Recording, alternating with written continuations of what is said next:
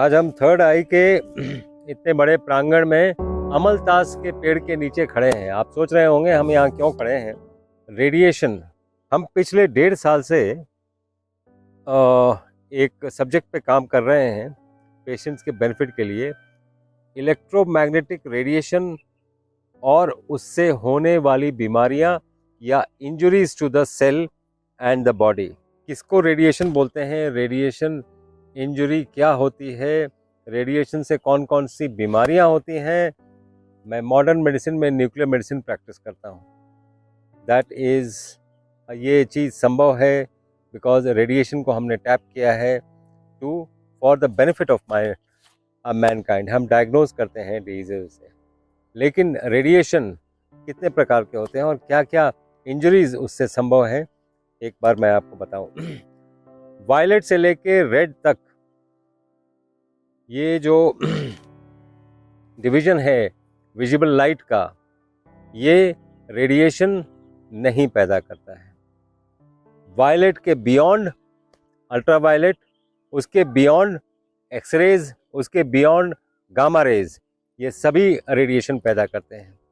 Red के नीचे infrared, infrared के नीचे रेडियो वेव्स, माइक्रोवेव्स, माइक्रोवेव के नीचे रेडियो वेव, रेडियो वेव के नीचे क्या है हमें नहीं पता है, लेकिन रेड के नीचे सभी रेडिएशन पैदा करते हैं। ये रेडिएशन जो है डायरेक्ट जीन डिलीशन से लेके, जेनेटिक डिफेक्ट से लेके, मेटाबॉलिज्म को ऑल्टर करने वाली सारी स्थितियों में रेडिएशन को ब्लेम किया जा सकता है और दिखाया जा सकता है, साइंटिफिकली प्रूव किया जा सकता है कि ये रेडिएशन के चलते सिकनेस आई है।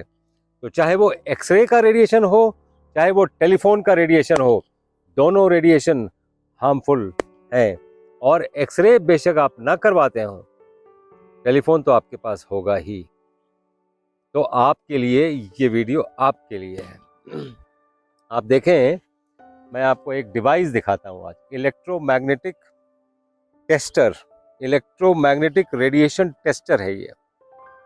इलेक्ट्रोमैग्नेटिक रेडिएशन टेस्टर, इसको मेजर करते हैं माइक्रो टेस्ला में। माइक्रो टेस्ला में मेजर करते हैं, 0.4 तक नॉर्मल माना जाता है। हम जैसे ही किसी पोल के पास जाएंगे या इलेक्ट्रिसिटी के पास जाएंगे, आप देखेंगे इसका रेडिएशन बढ़ जाएगा।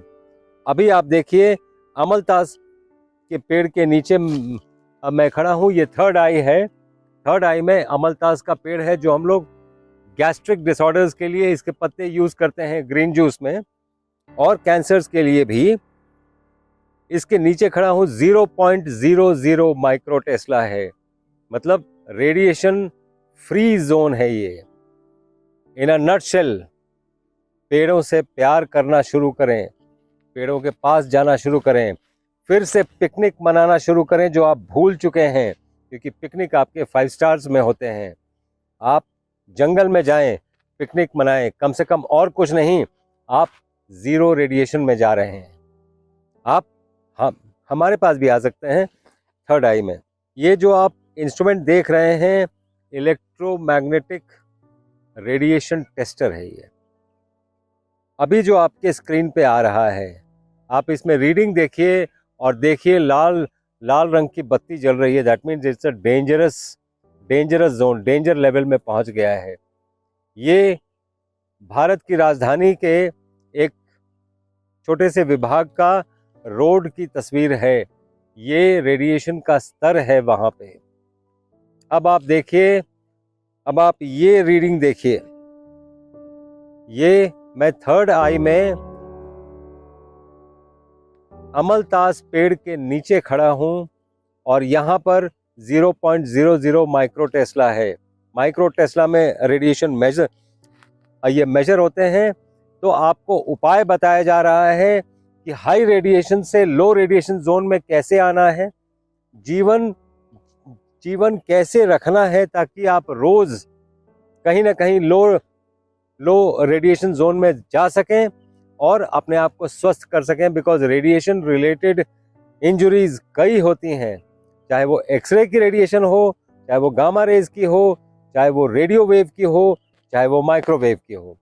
ये सभी के radiation direct gene deletion cause करते हैं, कैंसर्स कॉज कर सकते हैं, कई और बीमारियां कॉज करती हैं, या बीमारियों में सहायक होते हैं ये बीमारियों को बढ़ाने में। तो अगर बीमारियों से दूर जाना है तो आपको पेड़ों के पास आना पड़ेगा।